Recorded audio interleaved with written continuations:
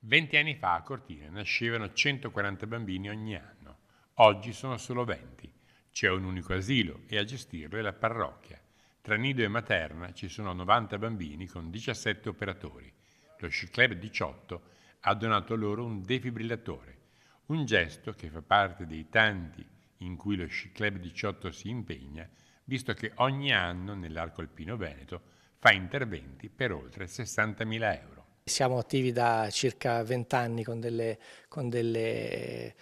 supportiamo o attraverso donazioni o attraverso affiancamenti, attività legate al mondo dei disabili, al mondo delle persone che hanno avuto meno fortuna ed è tutto legato al mondo della montagna e degli sport invernali. Noi speriamo di non usarlo mai, sia per il personale sia per i bambini che sono qua. Però l'idea di prevenzione, di essere pronti, di assicurare in caso di pericolo, di qualche evenienza, un'assistenza immediata, per noi è una cosa molto importante, avendo poi a che fare con bambini ancora di più.